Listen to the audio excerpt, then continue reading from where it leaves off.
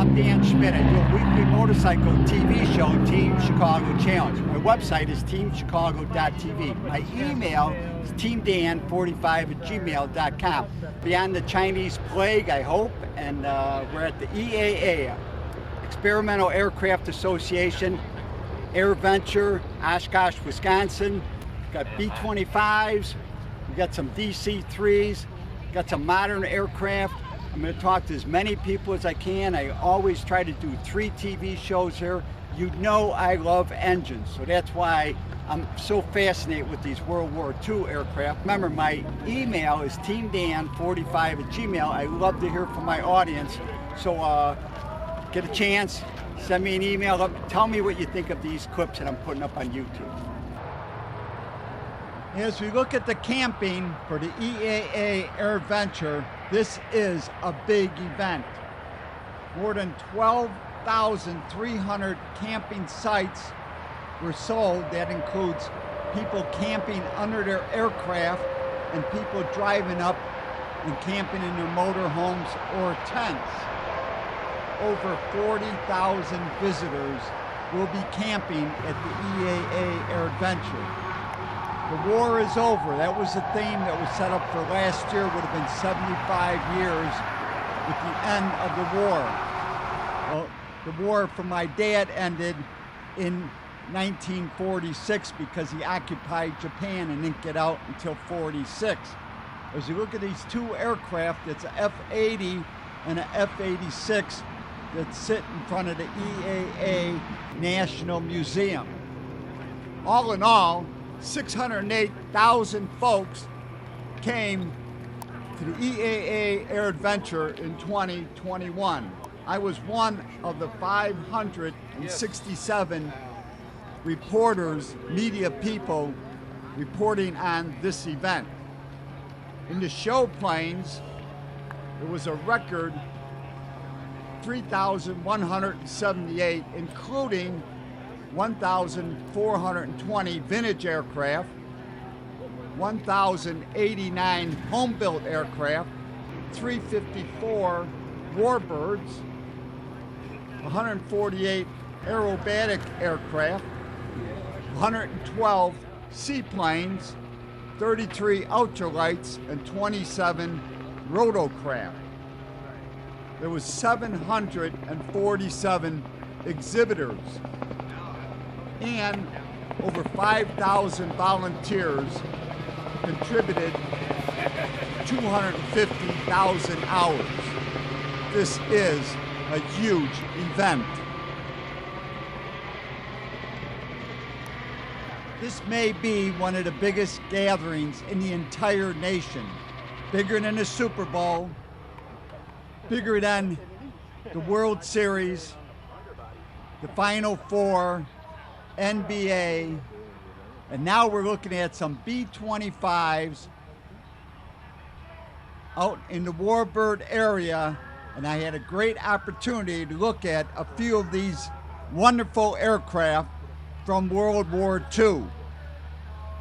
The B-25 was built by North American Aviation, and over 9,816 were built. As we look at Georgia May, this aircraft is out of Alabama.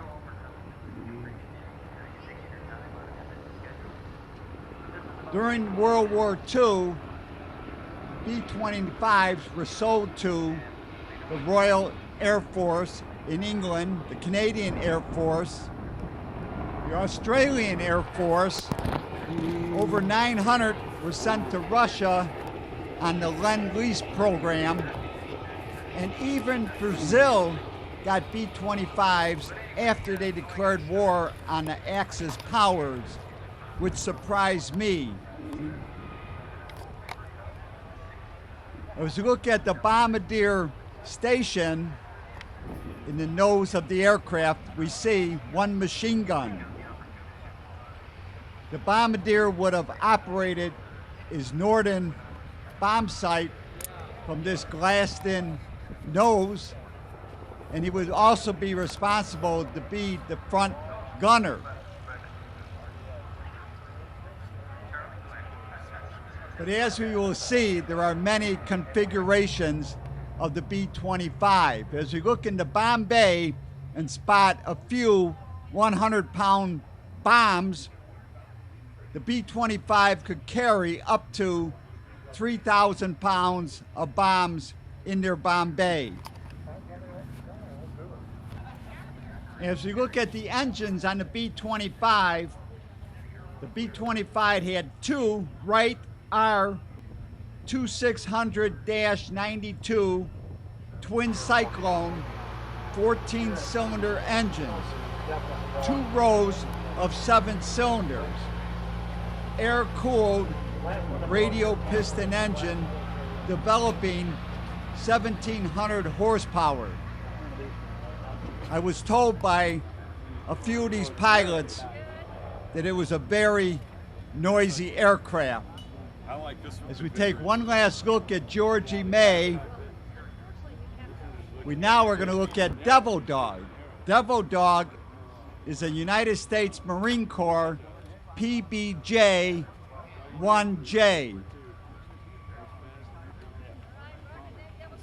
This aircraft represents the aircraft that the Marines flew in New Guinea.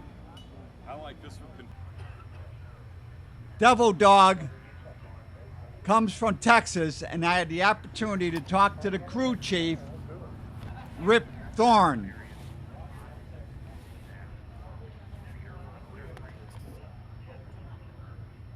How you doing? I'm Rip Torn from Cedar Park, Texas, and I joined the Devil Dog Squadron last year in December. I recently retired from a major airline, 30 years of flying, and retired as a captain on the Airbus 350. 12 years in the Air Force flying high-performance airplanes. Currently I'm a crew chief on the Devil Dog. Be hopefully checking out to fly as a pilot in the fall after the air show season. And the reason I got involved in it, one is the people. I've come out and met some of the people while we were doing the annual inspection.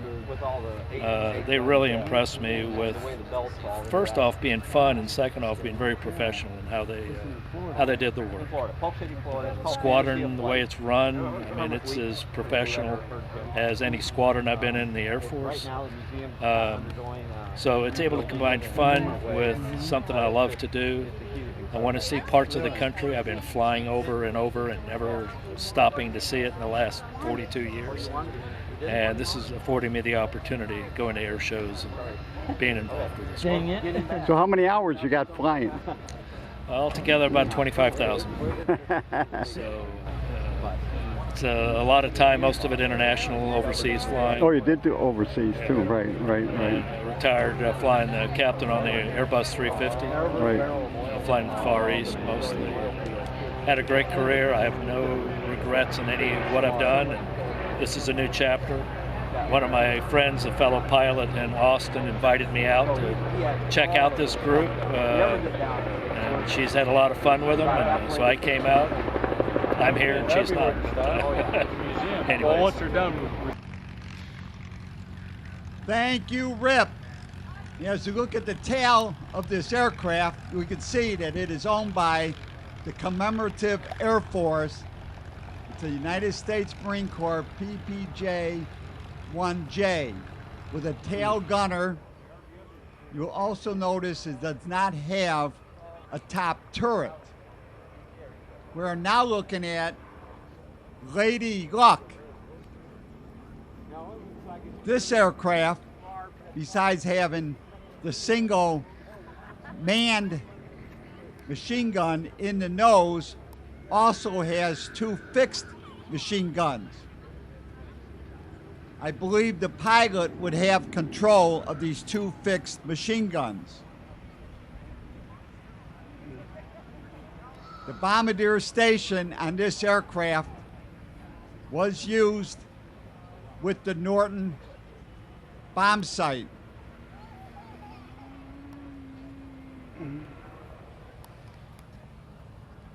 The B-25 first flew August 19th, 1940.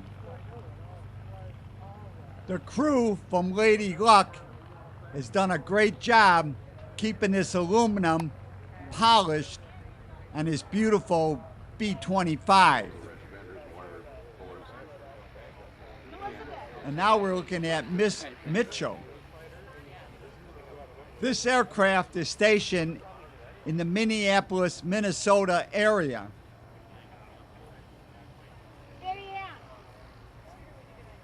We will take a look at the top turret.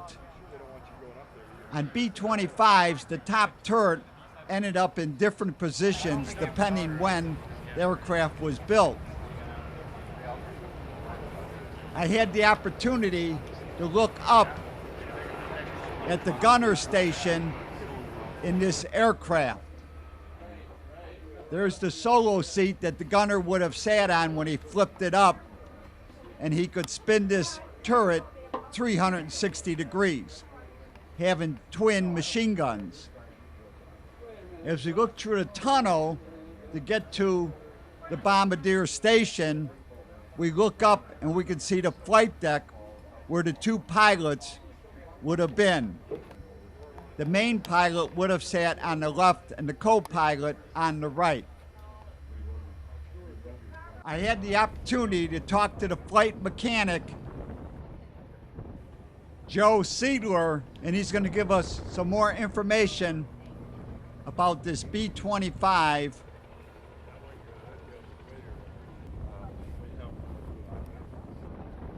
My name is Joe Siedler.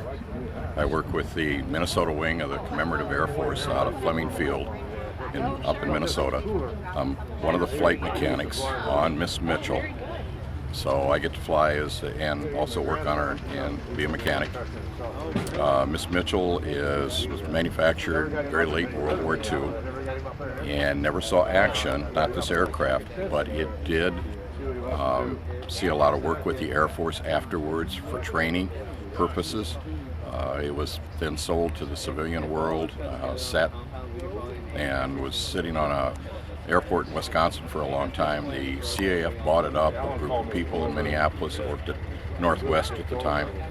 They took it over to Fleming Field and disassembled it, took the wings off, took the engines off, took the landing gear off, took the nose off, took the tail off, and completely went through it and restored it. It took them 10 years from the time that they got started tearing it apart to before they put it back together in its first flight. We've maintained it since that point. We fly it on a regular basis out of St. Paul, make as many air shows as we can during the season. We sell rides, not only in Miss Mitchell, but the other aircraft we have in St. Paul. That's part of one of our revenue streams to maintain this aircraft. But it is a B-25, similar to almost 10,000 that were made during World War II. Most people know B-25 because the 25 was used during the Doolittle raid very early in World War II. That's the most identifiable use for it. Saw use in all theaters of World War II, the Pacific, the European theater.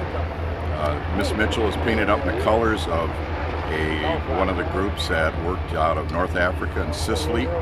One of the people that helped restore this was the original crew chief during World War II, Ray Ostley, who was part of the Minnesota wing and helped restore this. He's the reason why it was named Miss Mitchell. They named it after his aircraft that he served on during World War II.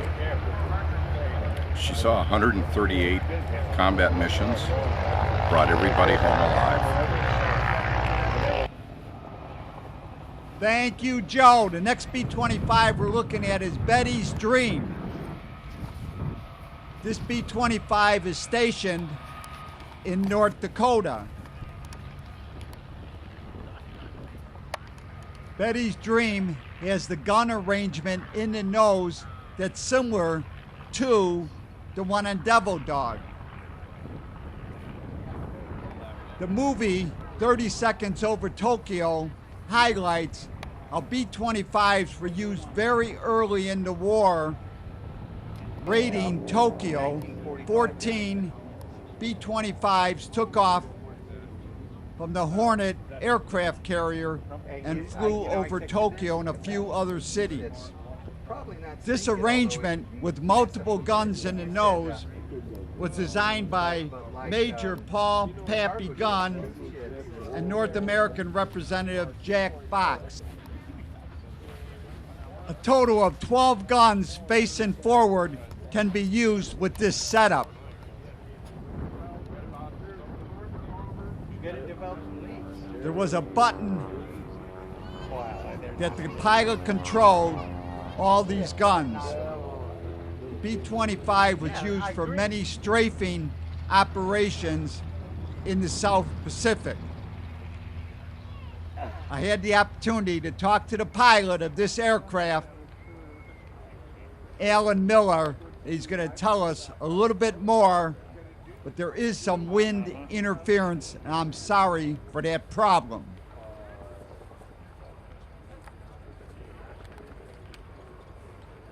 Name's Alan Miller, and we're sitting underneath the wing of the B-25 Betty's Dream. We're here at Oshkosh 2021. This aircraft is based in Minot, North Dakota. It's for sale, so I don't know how much longer it's going to be there. It's part of the Texas Flying Legends Museum, which was at Ellington Field in Houston. It flew as the lead airplane on a 6-ship act that we flew around the country for about 10 years. It's been as far south as St. Bart's and all the way up to the Pacific Northwest and all points in between. And we just flew it, campaigned it to tell the story of the veterans of World War II. It's a good educational tool, like you've heard us sitting here this morning answering questions about different things during the war for some of the generations that went around then. The airplane's pretty impressive to fly. It's really noisy. It's not a creature comfort machine like an airliner at all. It's got 2 engines, 2,600 Curtiss Wrights, or 2,600 200. I'm distracted with this latter thing. 2,600 cubic inch Curtiss Wrights. They have 2 rows of 7 cylinders each, and 1,700 horsepower. We burn about 130 gallons of gas an hour to cruise. It's a great airplane. This one's set up like the ones they use in the South Pacific. If you look at these other B-25s, you'll see a glass nose. That was a bombardier station with the Norden bomb sight. They would bomb from a higher altitude. These airplanes with the gun noses were a modification that a guy named Pappy Gunn started in the South Pacific. And then North Americans started actually doing those mods and building it like that out of their factories. So there's 8 50s in the front. Some of them had a blister pack on each side with 2 more 50s on each side. And the top turret could turn his forward. So you're talking what? I should know this, 4, 8, 12, 14 guns facing forward. And it's amazing to read how effective this configuration was on coastal, harbor facilities and shipping and stuff like that throughout the South Pacific. It really wreaked havoc on the Japanese forces. It's a cool airplane to fly. Thank you, Alan. And now we see the Ford Trimotor taxiing. I was first introduced to Ford Trimotor from Maurice Hovius, that has a company called Hover. They restore Ford Trimotors, and probably some of the aluminum pieces on this Ford Trimotor owned by the EAA have parts from Maurice. I met Maurice from my friend Linda Bloom, a fellow motorcycle racer, and it was Maurice that told me all about the EAA AirVenture 10 years ago. We're going to take a closer look at the C-47s, or the DC-3s, that are part of AirVenture for 2021. Now the C-47 is the military version of the DC-3. It first flew December 23rd, 1941, right after the war was declared. World War II, that is. It shares the same 9-cylinder twin engines, 9-cylinder radio engines, except the C-47 has a little more horsepower with their 9-cylinder radio engine. We are now looking at, that's all, brother. This aircraft was one of the aircrafts that were involved in the D-Day operation, a very, very important aircraft. This C-47 is owned by the Commemorative Air Force, and they keep it in Texas. And lucky for me, I had the opportunity to talk to one of the crew members and the historian. He's going to tell us everything about this aircraft, David Barrera. Hi, I'm David Barrera. I'm with the San Marcos group of the Commemorative Air Force, Central Texas Wing. We fly and keep flying, that's all brother. This is the lead plane of D-Day. Behind this plane on D-Day, you had 800 other planes following it. The responsibility of a 20-year-old navigator of getting 800 planes to the proper location. This plane is completely restored as it looked in 1944, coming off of the assembly line in Oklahoma City. Now in Europe, just before D-Day, they had 2 days to paint invasion stripes on here. Now, you're in England. England's been on rations for 7 or 8 years. So 1, you had to find the white paint. 2, you had to find the black paint. Now, they didn't have brushes or sprayers. They were using mops and brooms. Now, when the painters painted this one for us, painters being painters, they wanted everything nice and crisp. They had very nice straight lines on it. We had them come back and rough up the lines a little bit. They still wouldn't rough it up as much as the original planes had. As I mentioned, this was the lead plane. It had a rudimentary radar configuration to locate pathfinders, which had already been dropped into Normandy. Let's see what else. The pilot took along his Scotty dog. There's pictures of the pilot holding his dog after the mission. They thought so much about that dog, they made a bed for the dog out of their own personal flak vests. I'm a dog lover, so that story's near and dear to my heart. The normal consent, there's about 25, 27 seats in there. They only dropped 14 to 16 paratroopers. 1, paratroopers full of gear.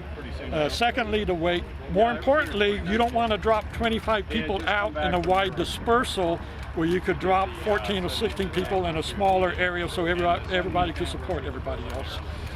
During the mission, you had transport pilots flying. These were not combat pilots. They started seeing flak. They started going higher. They started going lower. They started flying faster. Paratroopers jumped out and they had a leg bag, L-E-D-G. Those bags often got ripped off their legs. They lost half of their equipment. Let's see, what else? That's about it. I can go on and on and on, but I know your time there on your videos. So this plane here made it through the war, was preserved, and this is your authentic aircraft. This is the original plane. It was actually found right across the runway at Basler in the boneyard. Over here, just north of airport, the backside of this airport. Yes, I know. They got a guy. He's got a bunch of. You can Google "That's All Brother" and find pictures of it sitting in the boneyard. The wings were detached, the tail was detached, but all the original fuselage was there. A lot of the interior had to be remanufactured because now it's been used commercially for cargo and stuff. Everything inside looks exactly as it did in 1944, coming off the assembly line. They were pushing them out so fast towards the end of the war. On the inside, it's just primed. It's not painted OD ring. Right.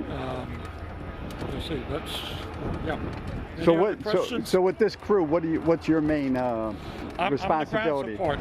Your ground and support. Historian. And historian. My mom's an English war bride, so I have connection with the war over there. I'm a product of the war. Without the war, I would not be here. So. All of us. Another thing on the tail, 29 is my birthday, 47 is my birth year. I'm still trying to figure out what the 28's all about. So.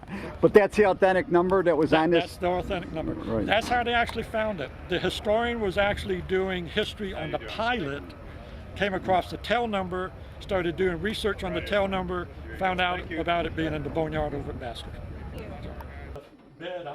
Inside the airplane, David continues with more information. The navigator would have sat on this side, the radio operator on that side. So these were the seats at the... These were seats that the paratroopers would have used. Now there's 25 or 27 seats in here, but a normal contingency of paratroopers is only like 14 or 16. One is that you got bulky gear. The most important thing is the more Thank you, David. I should point out that Bessler Turbo Conversions, where this C-47 was in storage, is just east of Whitman Field in Oshkosh on the backside of this airport. And now we're seeing the Ford Trimotor taking off and heading east over Lake Winnebago.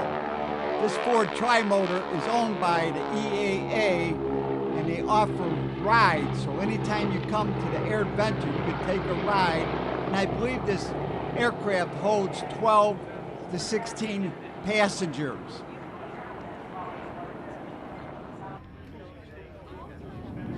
And now we're looking at another C-47 from the Vietnam era.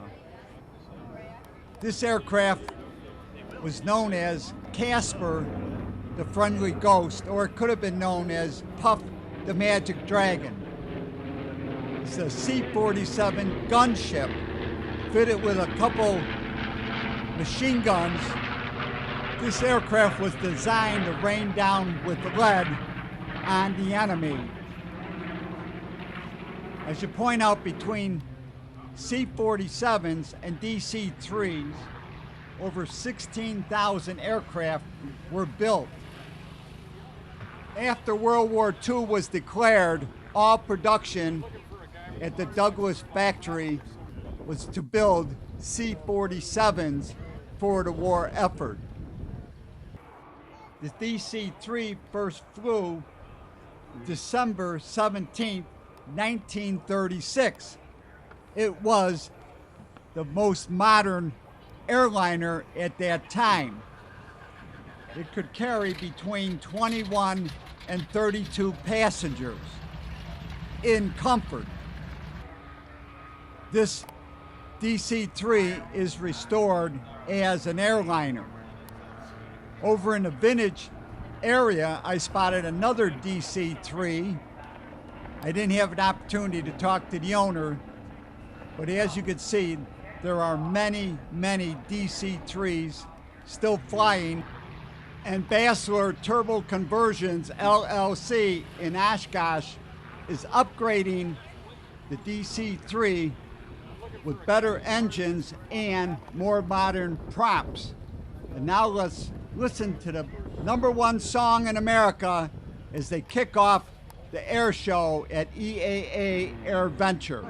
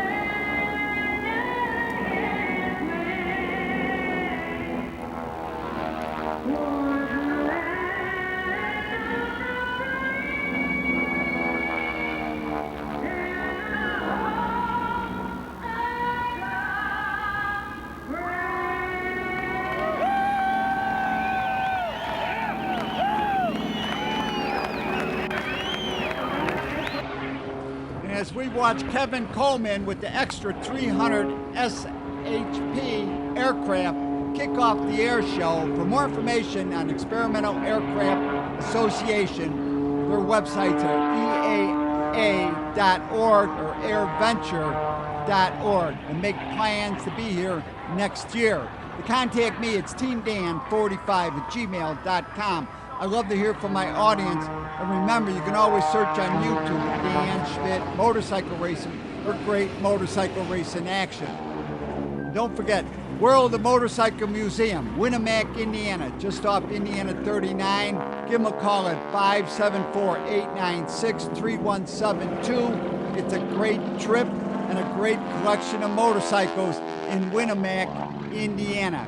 I had a great time at 2021 EAA AirVenture.